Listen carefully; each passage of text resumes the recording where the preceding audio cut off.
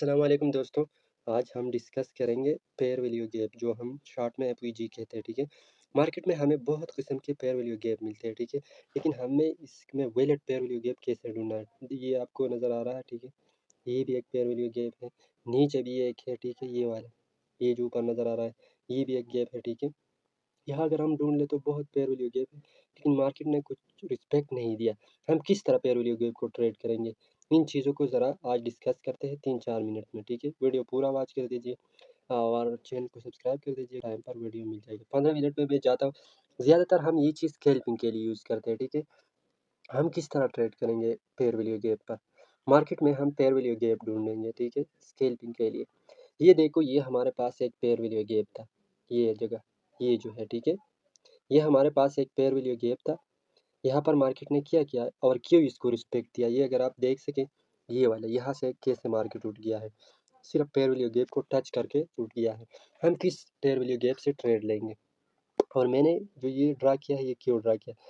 सबसे पहले आपने ये रेक्टेंगल लेना है, ये वाला। ये रेक्टेंगल मैंने ले लिया, ठीक है। ये जो थर्ड कैंडल है, इसका लो और फर्स्ट कैंडल का हाई, इसके दरमियान में जो गैप होता है, इसको फेयर वैल्यू गैप कहते हैं, ठीक है। ये इस तरह मैंने ड्रा किया, ठीक है। ये हो गया, ये मैंने ड्रा किया। और इसका जो सीटिंग है, आपने सीटिंग पर जाना है डबल क्लिक के साथ। डबल क्लिक के साथ आप चले गया सीटिंग पर, स्टाइल पे आप आ जाए। नीचे जो लिखा हुआ है मिडल लाइन, ये जगह मिडल लाइन, ठीक है। मिडल लाइन को आपने ऑन करना है, ठीक है। ये जो आपको नज़र आ रहा है मिडल पर, ये लाइन, ये वाला, ये आपका बहुत काम का लाइन है, ठीक है। ये चीज़, ये बहुत काम का है। सो इस पर बात करते हैं कि किस तरह काम करता है, ठीक है। यहाँ अगर आप देख ले, यहाँ पर मार्केट ने क्या किया, मार्केट ने रिस्पेक्ट दिया इस फेयर वैल्यू गैप की। क्यों वैलिड है, ठीक है। ये क्यों ट्रेडेबल जगह है, मैं क्यों इसको सजेस्ट कर रहा हूँ, इस चीज़ को ज़रा समझाने की कोशिश करते हैं, ठीक है।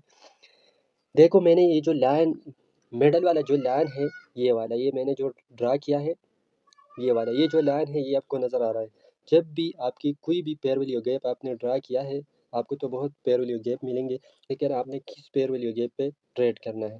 जब भी आपको कुछ ऐसा फेयर वैल्यू गैप मिले कि आपके मार्केट आ जाए, फेयर वैल्यू गैप को टच करे और फिर आपको बुलिश कैंडल मिले, वहाँ आपने डायरेक्ट एंट्री करना है।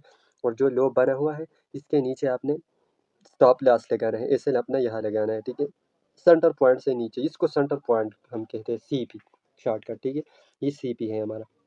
जब सीपी से ऊपर क्लोज होता है या विक टच करके सीपी को टच करता है, इससे हम एंट्री लेंगे, ठीक है। और जब इसके नीचे क्लोजिंग होता है, तो उस फेयर वैल्यू गैप से हम ट्रेड नहीं लेंगे। मैं ढूंढ लेता हूँ यहाँ कोई भी फेयर वैल्यू गैप। ये देखिए,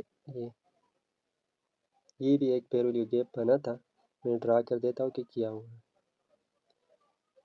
ये अगर आप देख ले, तो कैंडल ने बिल्कुल मुकम्मल तौर पर नीचे आकर स्वीप कर दिया है। ये कैंडल जो आपको नज़र आ रहा है, इसने सीपी को क्रॉस करके नीचे आया है, और दूसरा कैंडल भी कहाँ बन गया है, नीचे बन गया है, ये वाला। और फिर मार्केट का क्या हुआ है, ज़रा ये भी देख ले, ठीक है। मार्केट गिरा है, ठीक है। मार्केट बिल्कुल अच्छी तरीके से गिरा है, यह लिक्विडिटी स्वीप करके फिर उठ गया है। जब मार्केट लिक्विडिटी लेता है, तो वहाँ फेयर वैल्यू गैप बनते हैं। तो इसी तरीके से हम ट्रेड करेंगे। दो तरीके मैंने सिखा दिया। यहाँ पर जब सेंटर पॉइंट से ऊपर क्लोजिंग होता है, तो ये बहुत वैलिड और अच्छा फेयर वैल्यू गैप होता है। और जब इस तरह सिचुएशन होता है, जो ये हुआ है, इसमें हमने ट्रेड नहीं लेना, ठीक है। इसमें बिल्कुल ट्रेड नहीं लेना। इसको मार्केट इस फेयर वैल्यू गैप की कोई भी रिस्पेक्ट इसको नहीं देता। सो आपने इसे अवॉइड करना है। ट्रेड आपने किस पर करना है, जो सीपी से ऊपर क्लोज हो या इससे थोड़ा नीचे आ गया हो, लेकिन बहुत नीचे नहीं, ठीक है। सो इस चीज़ पर हम ट्रेड करेंगे। उम्मीद है आप लोगों को समझ आ गई होगी। मिलते हैं नेक्स्ट वीडियो में। Best of luck.